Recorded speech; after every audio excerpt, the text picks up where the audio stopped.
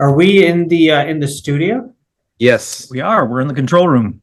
Oh, this is nice. Why do we do this? Can you give me like what am I looking at? Give me like Yeah. a virtual tour here. We can do that. Yeah. Yeah. So we are sitting in the Grant Avenue studio control room. This is the main console right there. The MCI JH500C. Kind of blanked there for a second. I've only said it 400,000 times. Some monitors and the mains, and then you can see out onto the live floor there.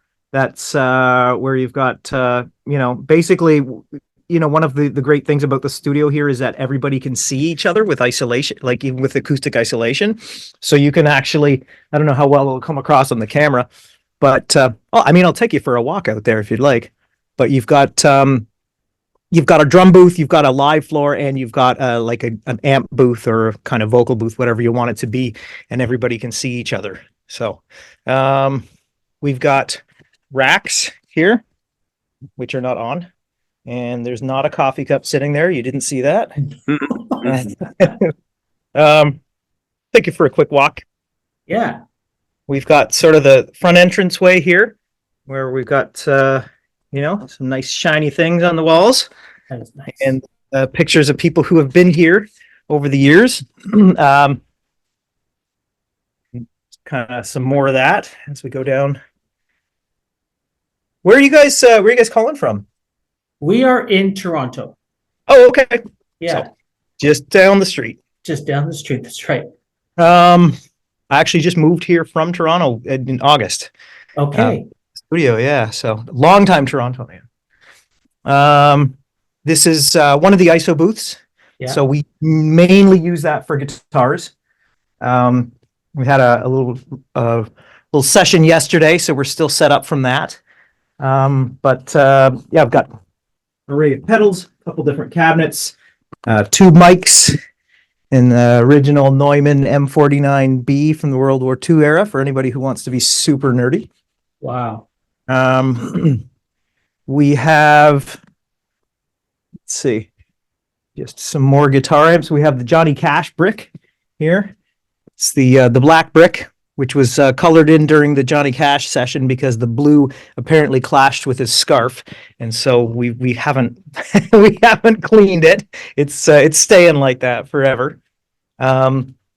We've got the piano here, the Yamaha C7. This is from the early days, from the Lanois days, and I'm sure you can't see it on the screen, but there's chips on the keys, and those are from Brian Eno playing it with hammers. So, of course. Of course, right? He also broke a knob on the console in the control room. And every time I use that channel, Brian Eno. This is the drum room. We normally leave the kit set up and mic'd. Again, there was a session yesterday and the guy brought his own cymbals, so it's kind of torn down at the moment. But that was one of the Lanois philosophies back in the day, was having the idea of house sound. So we're kind of reinstating that idea of house sound. Basically is the idea of having everything set up and ready to go at all times so that you can just plug in and let, when inspiration strikes, you're not having to mess around with cables and, oh, let me hook this up, let me hook that up. If somebody wants to come in, they want to use the house kit's mic'd up, let's go, house sound, right? Nice. So, yeah, so... This is great. Thanks for the tour. Yeah, no problem. I would have cleaned up a little bit more if I'd known doing this, but hey, work in progress, man, you know. That is fine. Okay, we're going upstairs now. We're going upstairs, yeah. Some more stuff on the walls there. One of my personal favorites, some Ani DeFranco there. Okay. So yeah, she did 2 records here. That's a beautiful color. We've got some Daniel Lanois and some Brian Eno on the wall here. Yeah. So now, has Daniel come by recently? We haven't seen him. Okay. We have seen Mark Howard and David Bottrell have both been by, who were both apprentices of Daniel's and went on to do their own, have their own great careers. David's actually a friend of mine from previously, so it was kind of cool when this all happened. Yeah. It kind because this is where he cut his teeth, right? So Mark is famous for like finding sounds and setting up interesting setups yeah, in other homes. What did he think of the setup now? yeah, he liked it. We hadn't changed much actually. When he came by, it was actually spontaneous. We weren't expecting him. We were getting ready for an open house. It was early days. We hadn't really done much. It pretty much looked the same. And he just showed up. Mike was out in the parking lot raking leaves, and Mark Howard pulled up. He happened to be in town. He was looking for a place to do a book signing for the book, his latest book. Yeah, was it the coffee table book, the photo album book? Yeah. Recording icons and creative spaces. Yeah. He was just started chatting with us, and we asked if he could do the book signing here, so we did. Oh, nice. Yeah, so it's very cool. So this is one of our additions to the place. This used to be an office, but is now an artist lounge. So we've got kind of just instruments hanging out. We've got PlayStation and books and magazines, and just kind of a place for artists to come and unwind and just if they're sick of listening to a snare drum being tweaked for a half an hour, they can come up here and hang out and write or do whatever. Okay. So this is Doug Smith. Hey, he's our newest addition to the team. He's currently changing guitar strings and doing some setups. Stuff. Very important work. Yes. Absolutely. And we've got Wallow guitars up here. So wow. And some more over here. This Martin is tuned to Nashville tuning, which means the three bottom strings, the E, A, and D, are actually tuned an octave higher than normal. So when you play it, it's got this weird kind of like light, kind of shimmery sound. And nice. That was a Gordon. Yeah, and that was a Gordon Lightfoot request. So Gord did his last 4 albums here, and he had specifically, had requested that guitar was set up in that configuration. So that's one of those things like the Johnny Cash brick. That's always going to stay like that. Yeah. Right. That's the Gord guitar. So nice. So this is Studio B. I was just up here doing some work, so it's a little bit messy, but we've got a couple of mics, Neumann and a Shure, and we've just basically got a workstation here with a few high-end pieces of gear, and it's more of a like a mixing and an editing suite. So nowadays a lot of mixes are done in the box. So we'll do a lot of that kind of work up here, and it also serves as a a more affordable option for people who don't need or can't afford to work in the main room downstairs. Nice. And we also rent that out to independent producers who want to come in and just bring a laptop or bring their files and do some work. So pretty cool. That's awesome, man. Yeah. Thank you for the tour. My pleasure. Oh, signed picture of Bono. We're not exactly sure the story behind that one, but okay. There's a lot of stuff here that it's a matter of figuring out what the story is. So there's been a lot of detective, Downchild, and then we've got, this is kind of the entrance area where you've got 3 out of 4 of the Gordon Lightfoot records that were done here. There's a U2 Unforgettable Fire plaque.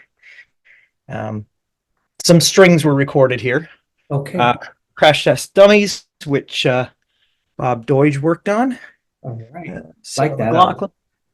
Yeah, and my personal favorite, we have about 4 Raffi albums that Daniel. You're kidding me. I know, right? Yeah, so that was a real trip, finding out that he did Raffi here. No. Flashback to our childhood. Yeah, indeed. So nice. Hey, well, and here's Mike. Here you go. I'm Mike. I'm Mike Bruce. I'm one of the owners of Grant Avenue Studio, one of the new owners of Grant Avenue Studio, historic music studio in Hamilton, Ontario. And I'm Andrew Lauzon. I'm the head engineer and producer here at Grant Avenue Studio. And welcome to the music.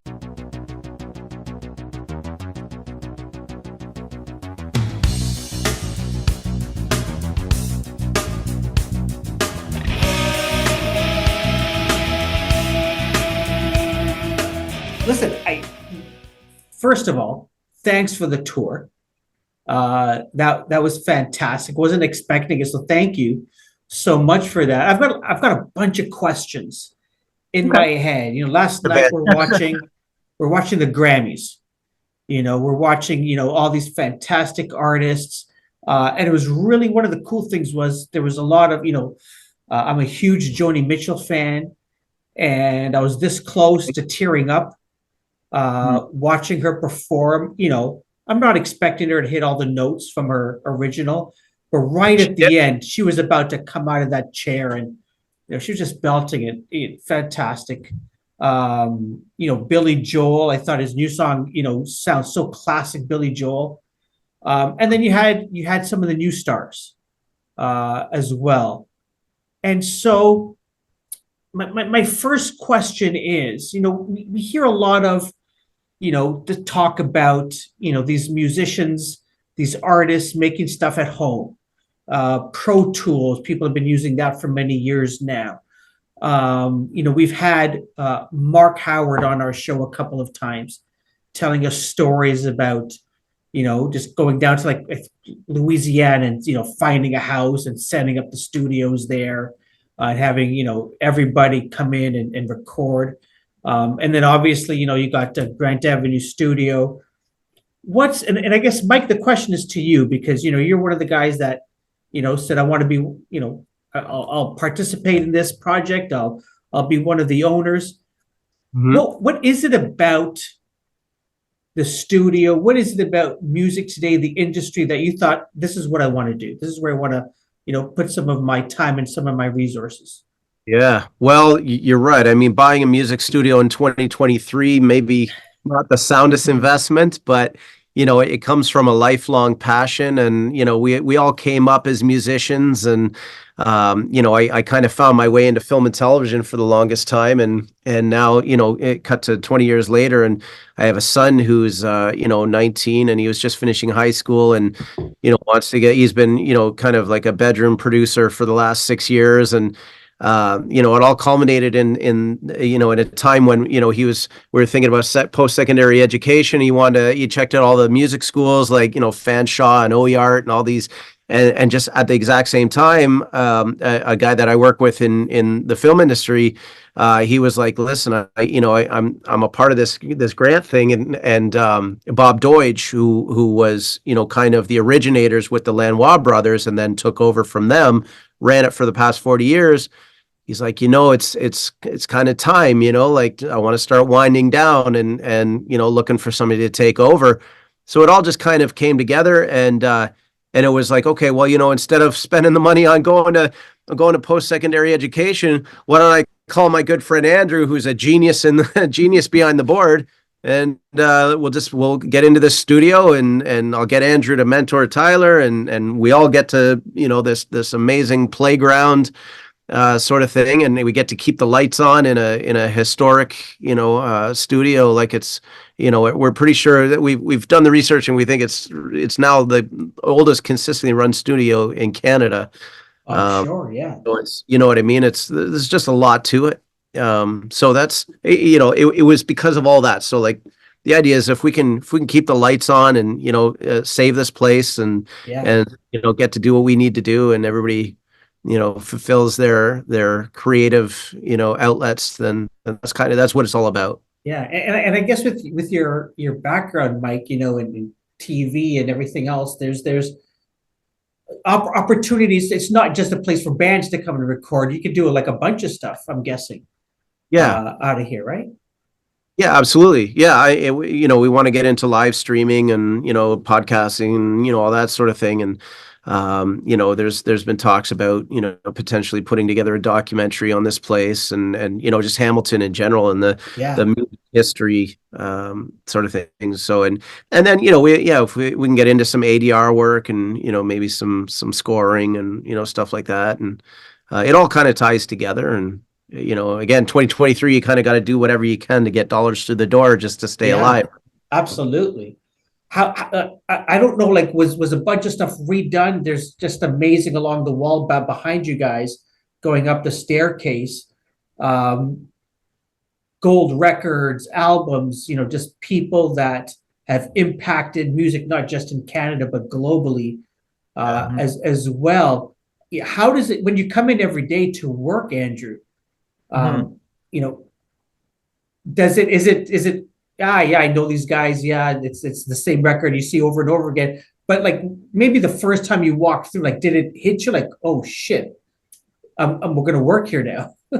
Still does, absolutely. And it, of course, you go somewhere every day and you get used to it. This is the environment, but it's still, I still often at the end of the day when I'm just kind of kicking back and unwinding, I'll just look around and, the sense of awe has not been lost on me. It hasn't. I mean, it's obviously not as intense and, crazy as it was at first, but it still hits me on a regular basis. And I think of,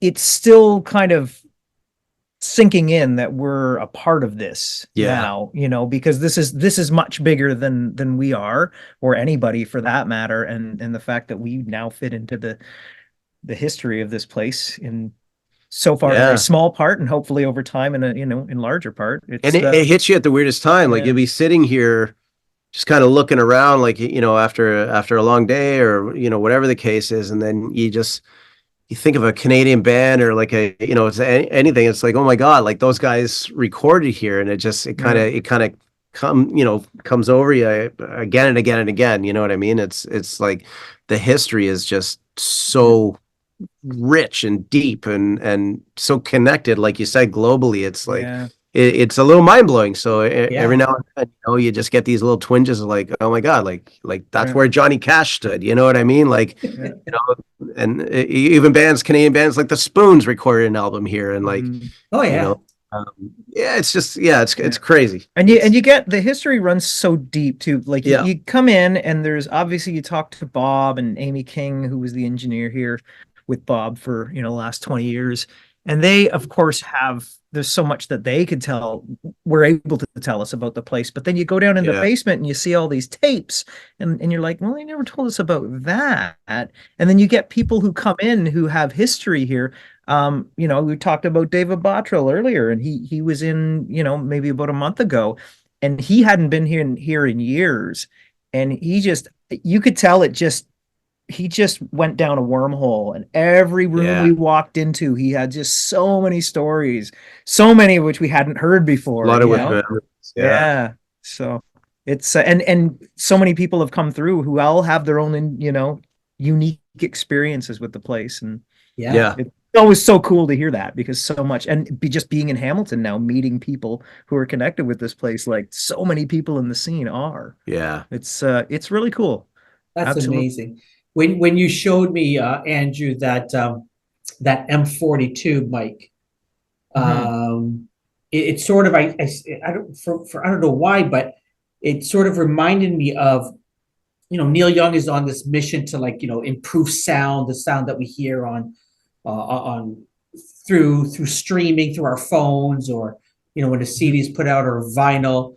He says, I want people to hear what it sounded like inside the studio when we were making it. And the question I have, Andrew, is, you got that mic, you got the console behind you that you said, Brian Eno's got a button there that he messed up, and you showed me the piano that is scuffed up, and in today's society, generally, you it's like, this is broken, let me throw it away, But it seems that in music, in sort of places, studios like yours, it doesn't matter how old this equipment is. There's a sound that is able to come through that almost can't be replicated anywhere else. And for those people, best artist a little bit broken. Right. Hey, isn't the best gear? That's true. But you just described the concept of house sound, what we were talking about earlier. Yeah. Like for those people that are listening to the show, like explain what is house sound, and why are like the board behind you that I don't know how old it is, but why things like the World War II mic, nobody would think, let's go to Long and McQuaid to get a new one. Like, what is it about these these unique pieces of equipment that why are they so important? Why are they so interesting? And what do they do for the sound? I think it's twofold. I mean, I think there's a sound to vintage gear, like especially if it's a really nice piece of vintage gear, like a original Neumann M49B, which is considered by many to be the best vocal mic of all time, which is, wow. There's not really one best vocal mic of all time, but it's certainly on people's top, near the top of most people's lists. And you know, this console goes back to the early 80s, and it has a sound. It has a, you know, people describe the warm sound of analog and whatnot. And certainly old gear can impart a unique sonic signature. With consoles in particular, every channel sounds a little bit different, right? And so you can get plugins, and I'm not knocking. I think what modern recording technology could do is incredible, and I use it every day. But when you get a channel strip, a certain preamp that you're emulating on the computer, it doesn't have that unpredictable variability that each different channel on the board does. Maybe because one of the channels is starting to fail and it's starting to crackle a little bit. Funny story we had when Mark Howard was in here after he did his book signing. He was working with an artist in Hamilton, Martin Verral. Apologize if I didn't say that right. I think it's Verral, right? I think it's Verral, but Martin Verral, yeah. Very cool, off the wall, like really, you know, quirky Tom Waitsy singer-songwriter. Nick Cave. Keep an eye out for him for sure. But so he brought Martin in and a few different people, and he called everything up on the board. And so Mark was I was assisting him. He was engineering, and what did he say? He said, we kind of got to the end of the allotted time, and he said, do you have time for one more song? Can we push it a little bit? And I said, I said, if you tell me, because I'd noticed the bass had this gnarly distortion on it, and it was really out of character with the music because it was like acoustic stuff, and it had this really fuzzy, heavy bass tone. And I thought, it's out of character, but it's so cool. It was so unique, and it stuck out. And he said, can we do one more song? And I said, well, yeah, but only if you tell me how you got that bass sound. And he looks at me and he says, you tell me. It's your board. It sounds clean when I listen to it, but your board is distorting the shit out of it. And so he'd had the preamp turned up, and it sounded like just a really cool fuzz pedal. And so that particular preamp just distorted a little, you know, at a lower level than you expected it to, and it just had that sound. So that's awesome. So I think there's just the sound of gear, there's the sound of vintage gear, but there's also like the experience of it. And I think that goes a long way. You know, when I first started working out of here, I came from, you know, like most people, I had over the years worked in studios. Typically I would bring my own engineer or use the house engineer. And the majority of what I would do would be in the box on the software. So to come in here, I was already familiar with a lot of the gear, but the workflow for me is mouse and keyboard, like most people. Yeah. The tactile experience of pushing faders up, and instead of looking at a menu for a plugin, you patch something on the patch bay and then reach over and turn the knob. That tactile experience changes everything. Yeah. To me, it's so much more creative. And I think even though the artists in here are not doing the engineering part, their interaction with the gear, I think, is going to have a similar effect. Like it just fosters creativity. It just encourages it, because you're not just staring at a screen. It somehow feels a level up. Yeah. And it somehow feels more like you're more connected to what you're doing. Yeah. You know, because as much as, again, I think modern technologies, like what computers can do, is just incredible today. Yeah. But it's all on the screen. Yeah. And it's kind of sterile in that way. You know? Yeah. So I think the interaction, and of course it's a very subjective thing as well, right? But for somebody who hasn't experienced a real studio with some classic analog gear, it's like Yeah. You know, that I guess that's where it kind of separates, you know, Mhm. yeah, I'll leave it at That's that. no, that's fantastic. Does And Hamilton have that open door program in the summer for like a Yeah. Yeah. weekend? Do you guys participate in that at all? Yeah. Yeah, that would It's be an really cool. Yeah. Yeah. And the other thing I was going to say, just to add to that too, I think there's a third level. You know, there's the sound of the gear, there's the experience of using the gear, but also in a place like this, it has I just think it's a creative environment. You just walk in here and you just want to be 100%. creative. Yeah. But you add to that the history and the lore and the, you know, people come in here and they really just get caught up in being here and being in the experience. And, Yeah. you know, I do every day. Yeah.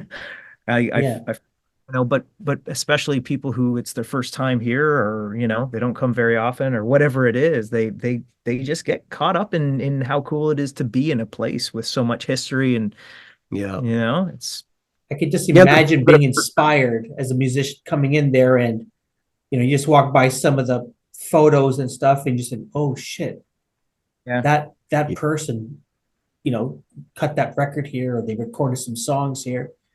And you Yeah. pick up one of your house guitars and yeah, I can just imagine.